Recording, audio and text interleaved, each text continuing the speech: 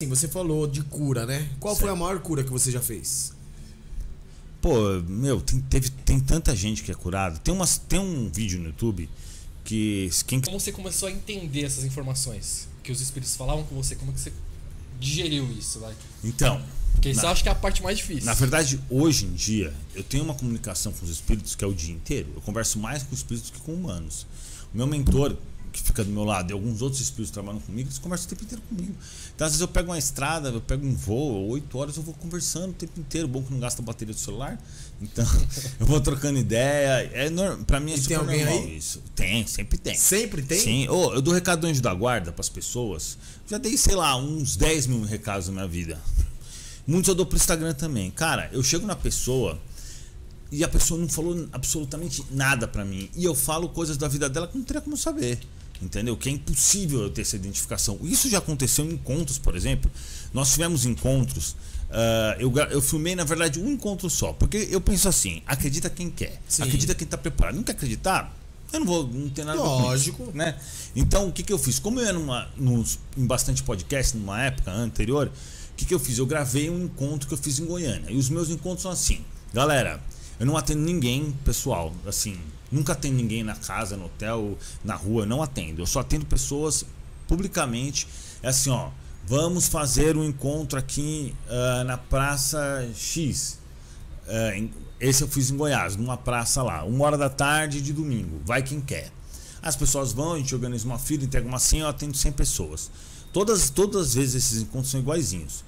Eu vou atendendo as pessoas, quando a pessoa chega, antes dela falar, eu já dou todos os recados dos espíritos, todo mundo fica de cara e admirado, porque não teria como eu saber aquelas coisas.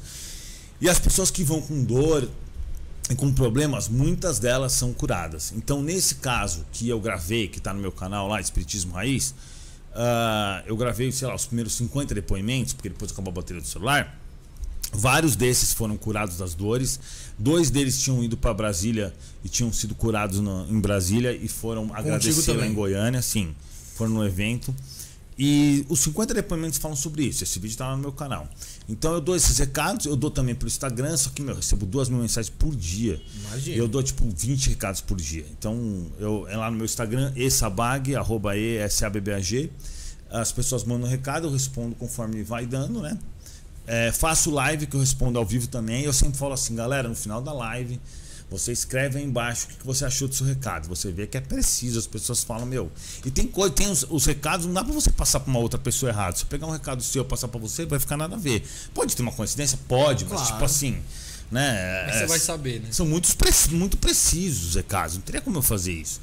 Então hoje eu tenho total convicção, até porque assim, dentro do meu trabalho, os espíritos me ajudam muito dentro do meu trabalho, fora o espiritismo, porque eu não ganho dinheiro com o espiritismo, não ganho nada de dinheiro com o espiritismo.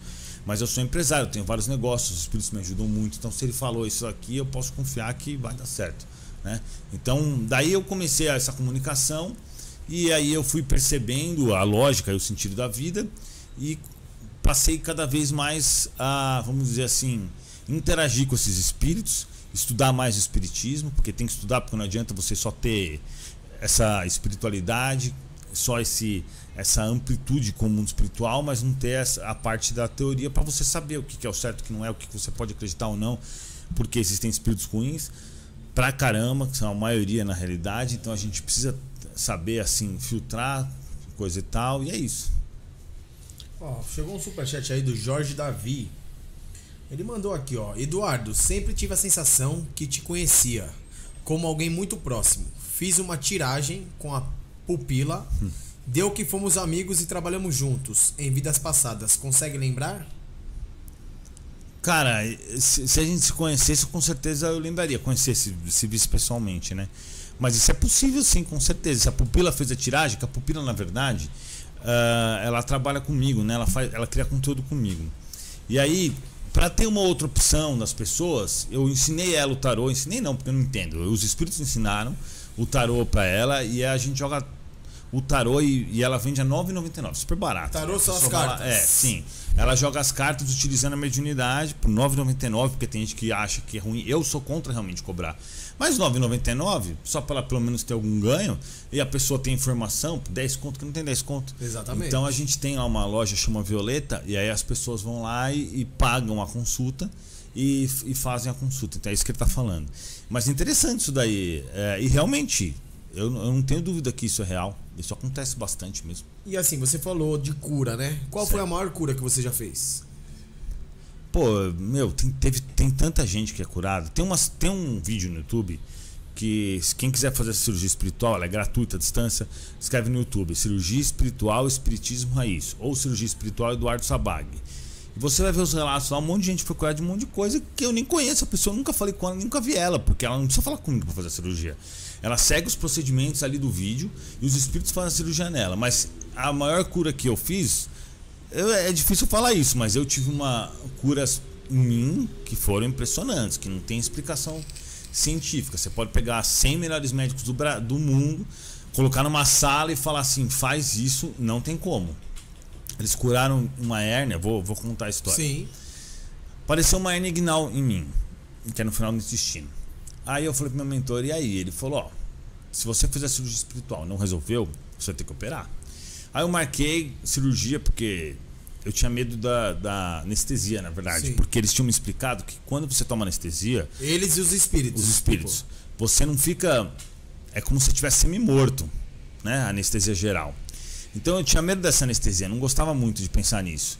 E aí apareceu essa hérnia e ele falou, agora você vai ter que perder esse medo de anestesia. Porque a vida é isso, né? A gente tá aqui para evoluir e inclusive para melhorar não só o nosso caráter, mas também para enfrentar os desafios e enfrentar nossos medos e nossas inseguranças. Aí ele falou para mim assim, ó, você vai ter que fazer essa cirurgia, então se vira. Aí eu marquei a cirurgia no Sírio-Libanês com meu amigo. Ele falou, não, o anestesista é meu brother, a gente vai fazer tudo certinho. Eu falei, tá bom. Ele falou assim, só vai lá e faz, porque eu não estava em São Paulo, né? Faz exame de ultrassom e faz exame com um urologista. Eu fui, fiz o exame de ultrassom, fiz o exame com o urologista, quase morri de dor. Não conseguia pegar, tava quase estourando, merda. O cara tava uma garrafa de 1,5 litro doía, porque faz força, né? Aí tava a cirurgia marcada, tipo, sei lá, quinta-feira, eu tava arrumando minhas coisas pra ir. Apareceu o Dr. Bezerra pra mim e falou assim, Eduardo, a sua cirurgia já foi feita espiritualmente, você não vai precisar fazer a cirurgia física. Eu falei, como assim? Ele falou, pode ir lá fazer o exame. Voltei lá no médico, tinha feito exame há 2 dias. Falei pro cara, eu quero fazer exame de ultrassom. O cara falou, não vou fazer não, você fez há 2 dias? Eu falei, não faz porque sumiu o negócio. Ele falou, não sumiu. Não, na verdade eu não falei pra ele, né? Eu falei que eu queria fazer, porque eu lembro que ele tomou um susto. Ele falou, mas cadê a hérnia? Cadê a hérnia? Resultado. Depois eu fui, fiz exame de novo no outro cara e a hérnia simplesmente desapareceu. Isso não é possível. Se você pode pegar qualquer médico no planeta, ninguém consegue resolver uma hérnia dessa sem cirurgia. E foi resolvida comigo. Eu tenho o exame tanto físico, né, do médico, como o exame de ultrassom antes e depois. Entendeu? Então essas coisas acontecem o tempo inteiro. Eu tive um outro problema também na vista, que é um peterígio que apareceu no meu olho. E, começou a me incomodar pra caramba. O negócio começou a crescer. E aí eu recebi a visita do Chico Xavier na minha casa. Ele falou assim pra mim, Eduardo, a gente precisa mexer na sua mediunidade. Então eu gostaria que você fosse até a minha cidade, né? Lá em Minas. Aí eu fui até a cidade dele e fiquei lá 2 dias e depois voltei pra casa. Quando eu voltei tinha desaparecido o peterígio. E peterígio, essa visita espiritual. Eu fui fisicamente. Não, mas a visita do... Sim, a visita dele espiritual, Só que aí... Então, mas quer melhor prova que isso? O cara aparece na minha casa e o negócio some do meu olho. E, não tem como você tirar um peterígio sem cirurgia. Mas não tem como. Você foi até a cidade dele lá e se encontrou com alguém? Não, fiquei lá na cidade dele, porque lá tem uma estrutura espiritual e eles queriam fazer uma modificação. Eu vou mostrar a foto pra vocês aqui. Eles queriam fazer uma modificação na minha mediunidade. Ele falou, só pra eu ficar lá por 2 dias. Eu fiquei lá no hotel, 2 dias tranquilo. Aqui, ó, a foto. Cara, isso aqui e ficou pior, tava pior, né? Quando eu tirei a foto já tava melhor já. E isso aqui, mano... Essa pontinha. Sim. Você pode perguntar para um oftalmologista. Não tem como tirar isso aqui sem cirurgia. Impossível. Impossível. Aí quando eu voltei, falei isso no canal, uma oftalmologista falou que queria me examinar para ver se realmente tinha saído. Ela olhou e falou, não tem nem cicatriz. Então assim... O cara tirou uma coisa que... E aí você fala, pô, mas não sei o que... Então, essa é uma coisa, é uma evidência... Não tem como você falar, mas o cara acredita em coisas... como a gente tem a evidência e tem o fato, se o cara não acredita, ele está sendo burro, porque não é um talvez, sabe? Entende? Sim. Tipo assim, não é uma Tá coisa. vendo o resultado, né? O resultado tá O aí, resultado. velho. Tá aí, esse negócio tá E no assim, meu olho. Prova, né? É. Você acredita que são os espíritos que curam? Ou é Deus? Não, na verdade é Deus, mas pelos espíritos. Porque Tá. os bons espíritos trabalham em nome de Deus. Certo. Entendeu? Então, sempre quando você fala, Deus falou comigo, eu concordo, mas na verdade quem está falando é um espírito do bem que está trabalhando em nome de Deus. Tá. Mas Deus em si é o criador de todo o universo. Eu não acho que ele converse com humanos, assim, eu não acho, mas Tá. ele conversa sim pelos seus trabalhadores do bem, entendeu? Então, realmente, você acredita em Deus. Sim, com certeza. Mas o Deus que eu acredito não é esse Deus pintado das religiões. O Deus que eu acredito é a origem de todas as causas, é o criador de tudo. Então é o cara que veio antes do Big Bang, é o cara que criou toda. O cara não, né? A força que criou o nosso universo. Certo. Porque na realidade, até o ateu acredita em Deus. Então, assim, esse papo de o cara não acredita em nada. Não tem como o cara não acreditar em nada. Porque a partir do momento que o cara começa, se o cara concluiu que ele existe, que ele realmente é de verdade, se você for voltando, você vai chegar onde? Na explosão do átomo que estava lá. Quem criou o átomo? Então alguma coisa necessariamente já tem que ter existido anteriormente, porque não tem sentido o átomo ter sido do nada. Perfeito. Entende o que eu quero dizer? Sim. Então tudo bem, se foi o átomo que criou tudo, então o átomo é Deus. E essa força existe, entendeu? Eu também, com o negócio dos ateus aí, eu sempre falo, né, assim, pra ele não acreditar em alguma coisa, essa coisa tem que existir de alguma forma, né? Exato. Você não tipo acredita assim. em Deus. Bom, então você acredita Beleza. que existe alguma coisa. Porque senão ele não acredita nele mesmo. Então, tipo assim, então ele não acredita nem nele, né? Porque necessariamente algo tem que ter iniciado. E além do mais, foi já constatado que as galáxias estão se separando, ou seja, ocorreu uma explosão. Então não é algo estático que estava aí desde sempre. É algo que realmente ocorreu. Essa criação ocorreu lá no início. Claro que eu não acredito no Deus que chegou e fez Adão e Eva do barro, tal, isso não, mas o criador o início de todas as causas realmente existiu. Uma pizza, por exemplo, você não consegue simplesmente fazer uma pizza daqui. Ou ela tem que ser feita ou ela tem que ser comprada. E tudo você tem explicação, menos para a origem das coisas, para a primeira origem. O resto tudo bem, foi criado, o Sol foi criado com um monte de elementos e tal. Tudo isso daí foi criado pela natureza, sim. Mas a pizza, a caneca, tudo. Mas e o início de todas as coisas?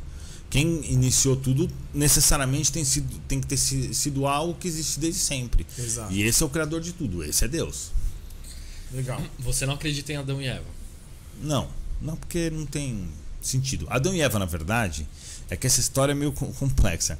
Mas Adão e Eva é uma alegoria quando eles falam dos exilados de Capela. Que seriam aqueles que perderam o paraíso e foram realmente levados para outro lugar. E os exilados de Capela... será que eu falo isso aqui? É meio complicado, mas tipo assim... Capela é uma estrela, né? Na constelação do Rochedo, que tá, eu não lembro agora a distância, mas alguns 1000 anos-luz daqui. E nessa estrela existia vida lá, e não na estrela, né? Nos planetas da estrela. E esses caras, alguns espíritos que estavam lá, um pouco, vamos dizer, retardatários, estavam ainda incitando a guerra, etc. Eles foram deslocados para um planeta inferior ao deles, que seria no caso da Terra. Então eles vieram para aquela época, para cá, e reencarnaram no Egito, em vários povos e várias regiões, né? Por isso que teve uma evolução, vamos dizer assim, de inteligência nesses povos nessa época. Por isso que eles fizeram pirâmides, que eles construíam coisas, que eles tinham total noção de astronomia. Os egípcios faziam cirurgia de cérebro. Depois disso, só recentemente que voltou a se fazer cirurgia de cérebro. O que eu quero dizer é que esses espíritos que vieram desse planeta, desse sistema solar chamado Capela, eles eram muito evoluídos. Eles reencarnaram num planeta bagunçado, zoado pra caramba, como a Terra 5.000 anos atrás, onde com o propósito de fazer com que eles evoluíssem e eles passassem um perrengue também, já que eles perderam o paraíso. Isso é Adão e Eva, entendeu?